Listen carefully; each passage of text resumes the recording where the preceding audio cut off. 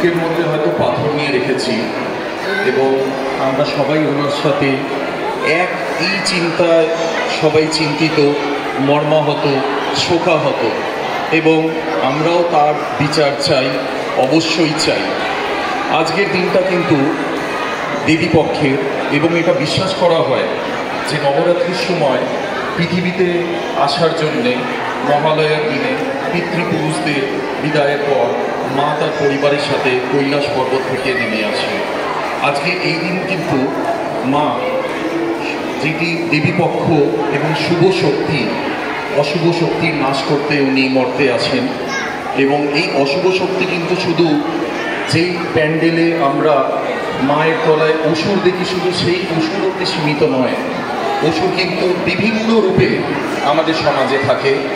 সে কোনো সময় সঞ্জয় রায় নাম হতে পারে, কোনো সময় সঞ্জীব ঘোষও নাম হতে পারে, বা অনেক নামও হতে পারে। যেহেতু এটা সুপ্রিম কোর্টের সাবজুডিস, আমরা অনেক নাম নিতে পারি না, কিন্তু ভাবাবেগ দ্বারা আমরা সেটাই বলতে চাই যে অভয়া, তিলোত্তমা, আমরা তোমার সাথে আছি এবং মাকে আমরা এখানে বরণ করে মার কাছে কিন্তু তোমার জন্যে আমরা বিচার চেয়ে নেব, মার কাছে কাঁদবো, মাকে ডাকবো এবং মাকে বলবো যে মা, আমাদের অভয়া বিচার চাই এবং ওর মতন যত মানুষেরা কষ্ট পেয়ে, দুঃখ পেয়ে এই পৃথিবী ছেড়ে আমাদেরকে ছেড়ে চলে গেছে, তাদের সবার যেন বিচার হয় এবং তারা যেন অবশ্যইভাবে বিচার পায়।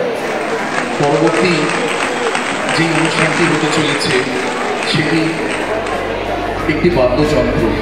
আপনি দেখবেন আমাদের কিছু শিল্পীরা সাদা টুপি করেছে এবং তারা কিন্তু তাদের এই সাংস্কৃতিক অনুষ্ঠানের মাধ্যমে তারা বিচার চাইছেন, তারা প্রতিবাদও জানাচ্ছেন। আর আমরা এইভাবেই প্রতিবাদ জানিয়ে যাব যতদিন না মা আমাদের কথা শুনছে, আমাদেরকে বিচার দিচ্ছে। এখন আমাদের সাথে আছেন